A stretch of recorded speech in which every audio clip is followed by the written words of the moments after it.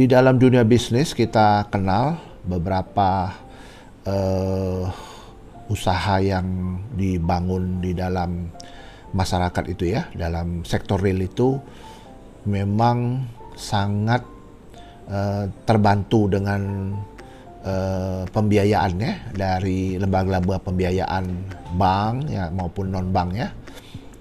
Khususnya kalau kita berbicara masalah bank, sudah jelas bahwa bank itu adalah soko guru ekonomi karena bank yang mensupport ya modal dana untuk modal kerja ya, dia berputar sedemikian rupa sehingga ekonomi bisa berjalan ya.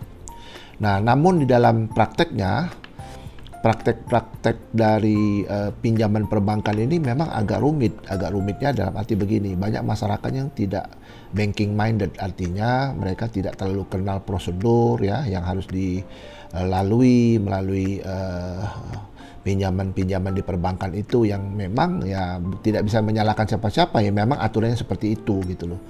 Bank kadang-kadang juga membutuhkan kolateral, walaupun di dalam prinsip-prinsip pinjaman itu kolateral itu hanya nomor terakhir ya, bahkan tidak perlu.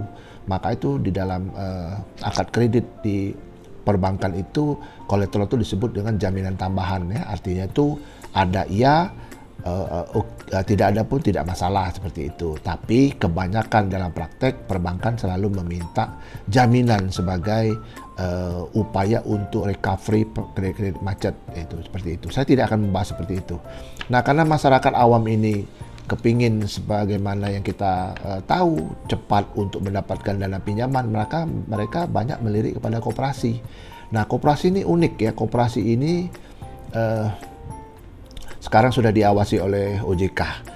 Dulu koperasi itu tidak diawasi oleh BI dulu ya, sekarang sudah diawasi oleh OJK. Nah, seperti ini yang terjadi karena kemudahan-kemudahan diberikan oleh koperasi dalam meminjam uang di dalam koperasi itu, jadi sehingga banyak masyarakat yang bisa cepat dengan meminjam. Nah, cuma di koperasi ada aturan ya. Koperasi itu didirikan berdasarkan Undang-Undang 17 tahun 2012 ya kalau tidak salah, dan nomor 25 tahun 1992 itu undang-undang yang lama, jadi diganti di 2012 tahun nomor 17 tadi. Nah, di dalam undang-undang itu tuh diberikan amanat oleh undang-undang bahwa koperasi didirikan itu berbasis kepada anggota. Jadi anggotanya yang meminjam, anggotanya juga yang menyimpan. Jadi ada koperasi namanya simpan pinjam ya. Kekuasaan itu ada di tangan rapat anggota itu tadi, bukan di ketua. Ketua hanya sebagai administratornya saja sebenarnya. Tapi dalam prakteknya nampaknya ketua koperasi ini sangat luar biasa kekuasaannya. Sehingga dalam praktek-praktek yang kita ketemu bahwa banyak sekali yang bukan anggota koperasi, bahkan dibuat anggota-anggota fiktif yang seolah-olah adalah anggota koperasi, yang sebenarnya bukan anggota koperasi, yang beroperasi seperti bank, yang beroperasi rentenir ya, yang hari-hari kita ketemu.